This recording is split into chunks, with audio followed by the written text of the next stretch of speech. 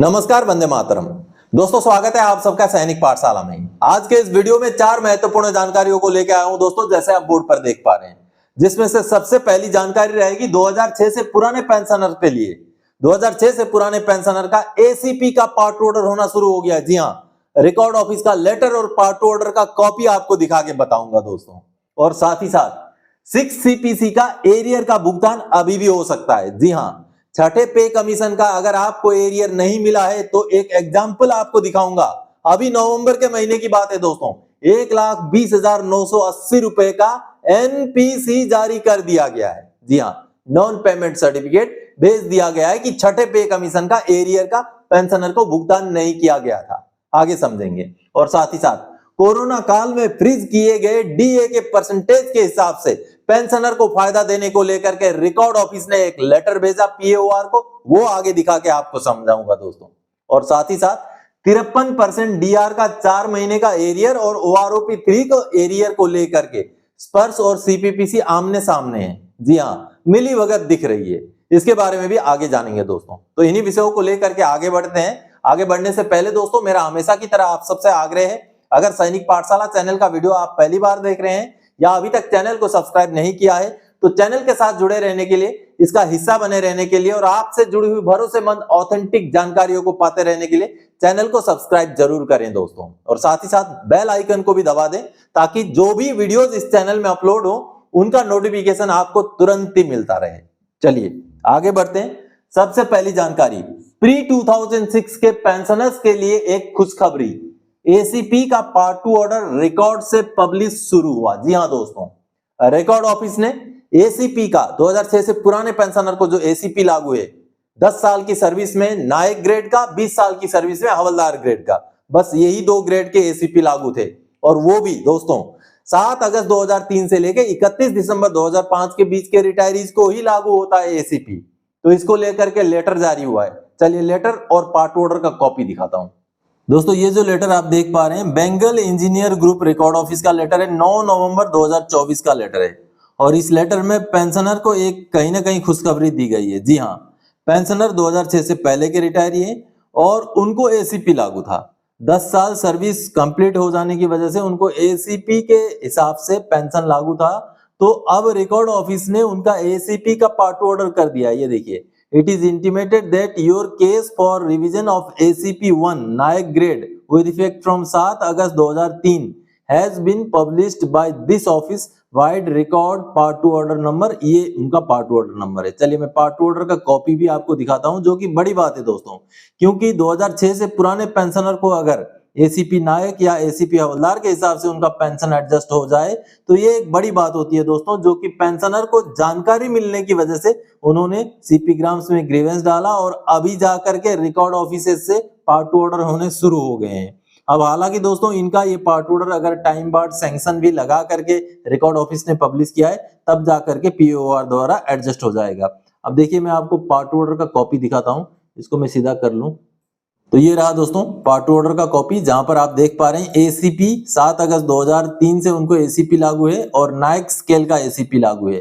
तो बकायदा ये पार्ट ऑर्डर अभी 7 नवंबर को पब्लिश हो चुका है। देखिए दोस्तों, ये एक बड़ी बात है कि 2006 से पुराने पेंशनर्स को भी अब एसीपी का पार्ट ऑर्डर होना शुरू हो गया है। तो आप सबने देखा दोस्तों, अब रिकॉर्ड ऑफिस धीरे धीरे एसीपी का पार्ट ऑर्डर कर रहे हैं।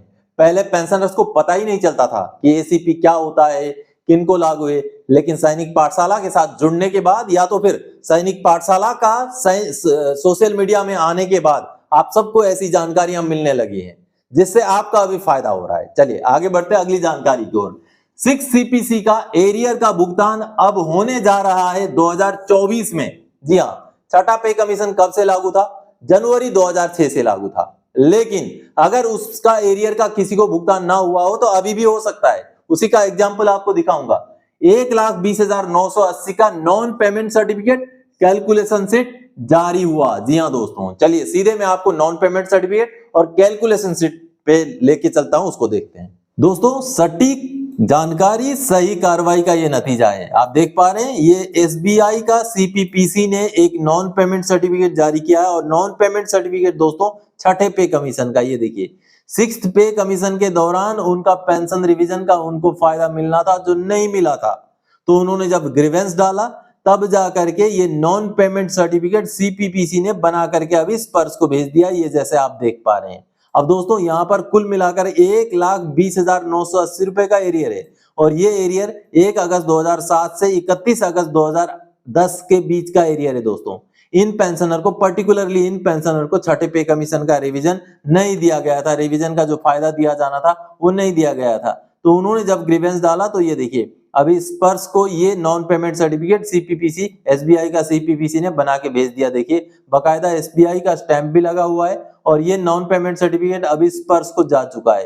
तो बहुत जल्दी अब ये पेंशनर को जो है ये अमाउंट का भुगतान हो जाएगा जो कि छठा पे कमीशन का एरियर है दोस्तों। चलिए मैं नॉन जो कैलकुलेशन शीट है वो नीचे है उसको दिखाता हूँ।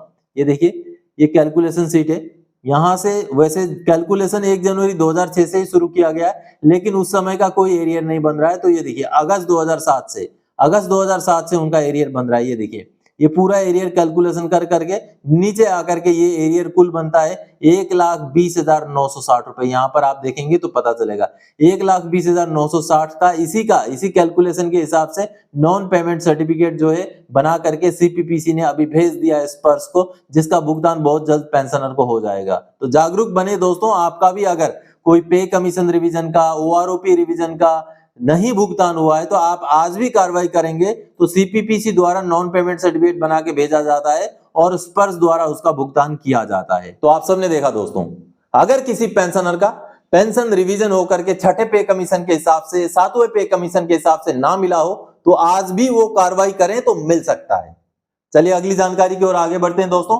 कोरोना काल का फ्रीज किए गए डीए का बढ़ोतरी देने के लिए रिकॉर्ड ऑफिस ने पीओआर को लेटर लिखा है। जी हां दोस्तों, यहां मैं 18 महीने का डीएडीआर की बात नहीं कर रहा हूं, आपको यह क्लियर हो जाए कि 18 महीने का डीएडीआर का बकाये के बारे में नहीं बोल रहा हूं मैं, लेकिन जो 18 महीने का दौरान जो डीएडीआर का परसेंटेज में बढ़ोतरी हुआ था उस परसेंटेज को लेकर के बात कर रहा हूं।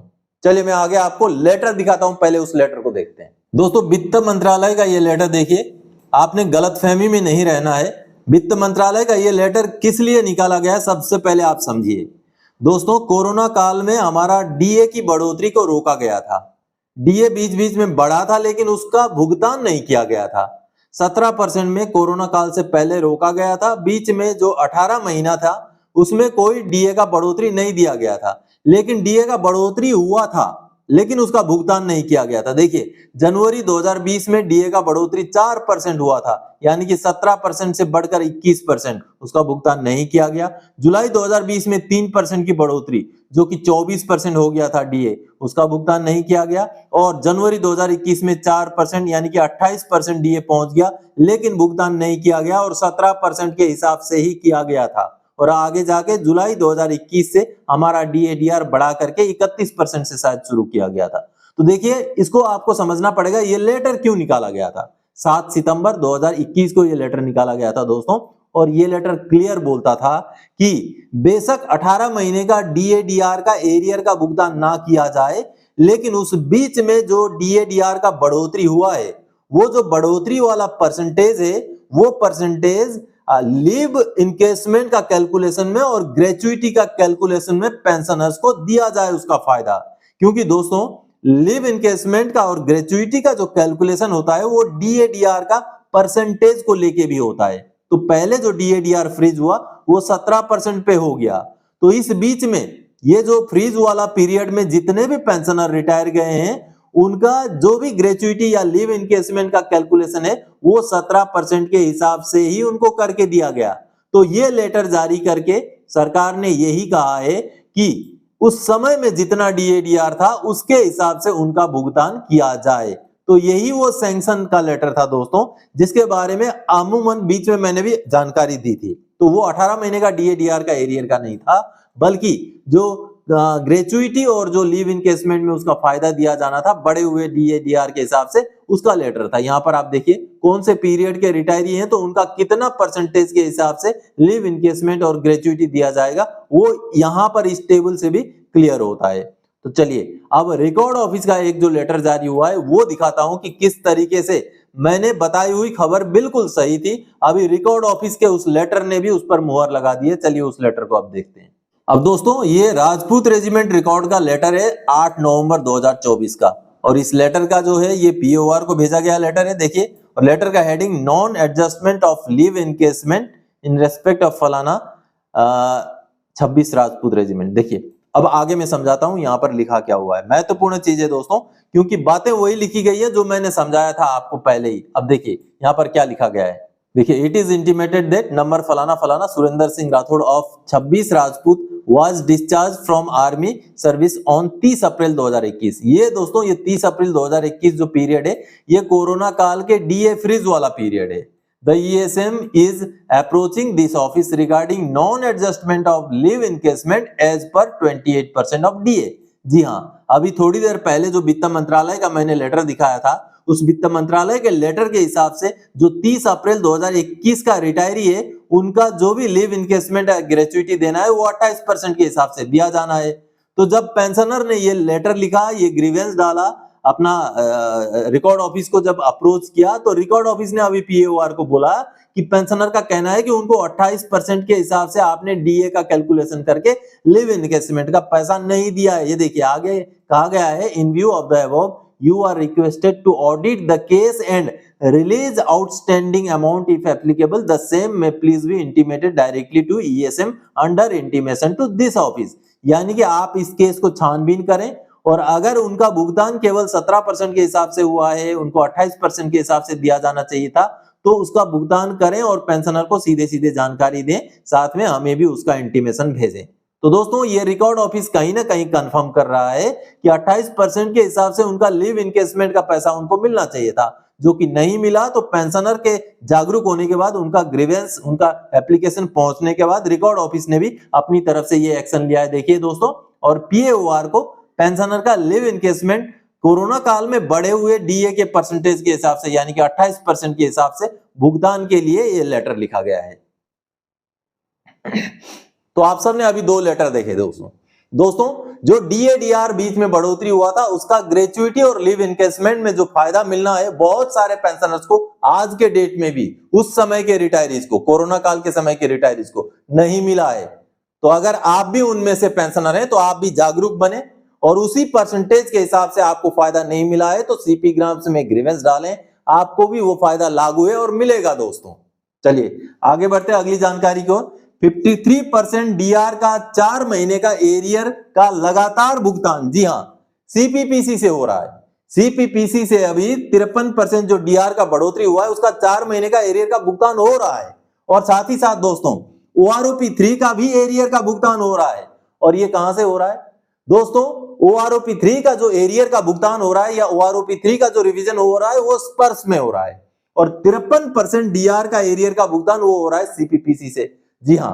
और सीपीपीसी जो है ओआरओपी 3 का एरियर का भुगतान नहीं कर रही है और स्पर्श जो है 4 महीने का डीआर का एरियर का भुगतान नहीं कर रहा है, यानी कि आपस में एक दूसरे के अलग काम कर रहे हैं।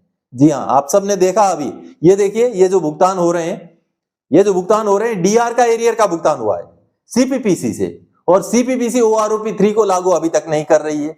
और स्पर्श से जो है ओआरओपी 3 का रिवीजन होकर के भुगतान हो रहा है। ये वाले जो मैसेज देख रहे हैं, ये जो आप एरियर के मैसेज देख रहे हैं, ये स्पर्श ने ओआरओपी 3 का एरियर का भुगतान किया है, लेकिन स्पर्श जो है अभी 4 महीने का एरियर का भुगतान होना है वो नहीं कर रहा है। तो कहीं ना कहीं आपस में दोनों का मिली भगत लग रहा है। आप ओआरओपी 3 दे दो, डीआर का एरियर मत दो, हम डीआर का एरियर देंगे, ओआरओपी 3 नहीं देंगे। तो कहीं ना कहीं स्पर्श हो, चाहे सीपीपीसी हो, चाहे डीपीडीओ हो, जो भी चीजें लागू की गई हैं सरकार से अगर नोटिफिकेशन निकल गया तो उसको तुरंत ही भुगतान हो जाना चाहिए ताकि पेंशनर्स को या एम्प्लॉइज को उसका फायदा जल्दी से जल्दी मिल सके। तो दोस्तों आज के इस वीडियो में इन्हीं जानकारियां और इसी अपील के साथ आया था। आगे और कोई जानकारी था कि आपसे सरोकार रखने वाला विषय लेकर मैं फिर से हाजिर हो जाऊंगा। तब तक के लिए जय हिंद दोस्तों।